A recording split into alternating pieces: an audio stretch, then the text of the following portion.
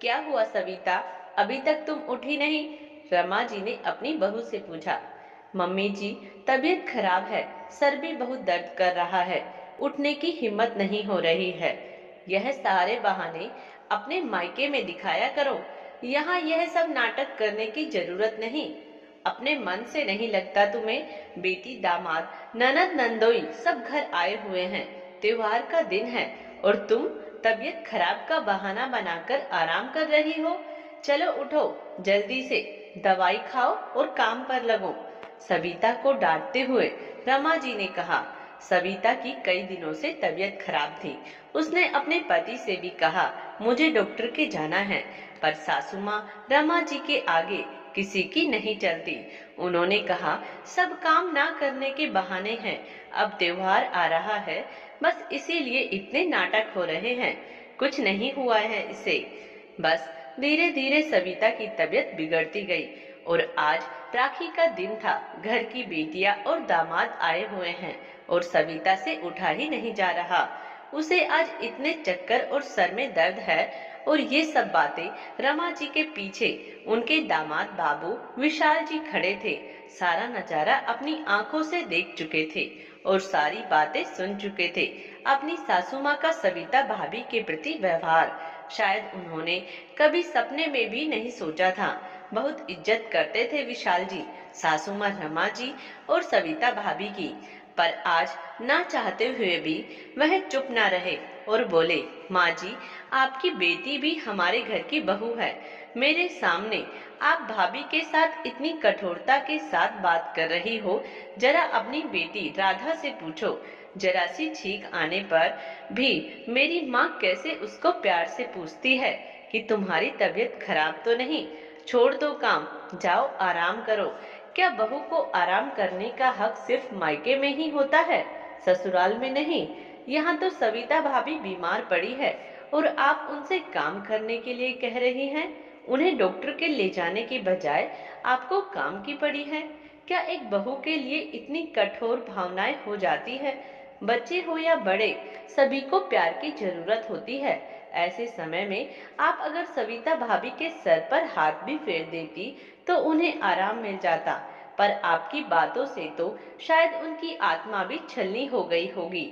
चलो राधा, अभी के अभी। अब मैं इस घर में एक पल भी नहीं रह सकता जहाँ लोगों के दिलों में इंसानियत और मानवता नहीं है। उस घर में मेरे लिए रुकना एक सजा के समान है। आज अपने ही दामाद के सामने असली चेहरा आ गया था रमा जी का। ना तो उनसे कुछ कहते बन रहा था और ना ही कुछ सोच पा रही थी। बस शर्मिंदगी से नजरें झुक गई थी। सारी बातें सविता का पति मोहन भी सुन रहा था। मन ही मन उन्हें भी आत्मग्लानि हो रही थी।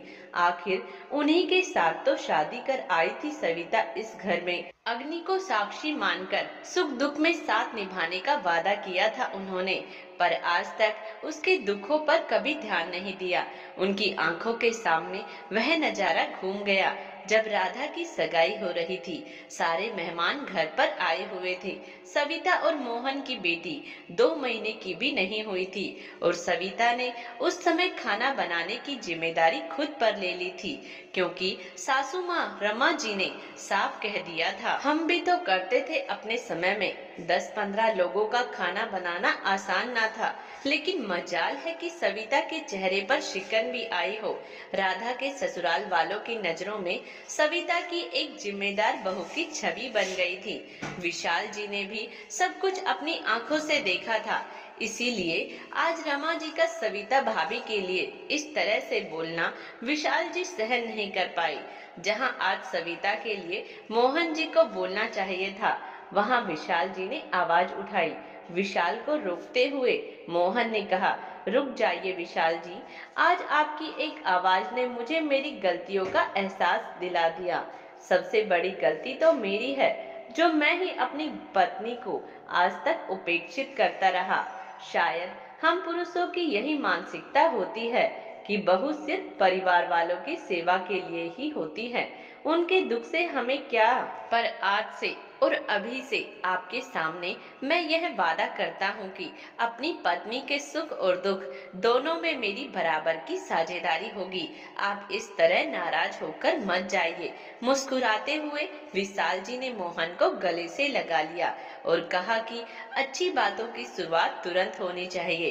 चलिए पहले तो सविता भाभी को डॉक्टर के दिखा लाते हैं। राधा ने पास आकर कहा, इतने मैं और मम्मी रसोई में खाना बनाने की तैयारी करते हैं। अब घर की बहू को ससुराल में भी आराम करने की इजाजत है। क्या साले साहब, सही कहा ना मैंने? रमा जी भी अपनी भूल सुधारने के लिए सविता के सर पर प्यार से हाथ रख दिया और अब तक अपने किए हुए व्यवहार पर मन ही मन शर्मिंदा हो रही थी। दोस्तों, आज की हमारी कहानी आपको कैसी लगी कमेंट्स बॉक्स में जरूर बताइएगा और प्लीज हमारा चैनल सब्सक्राइब करें। धन्यवाद।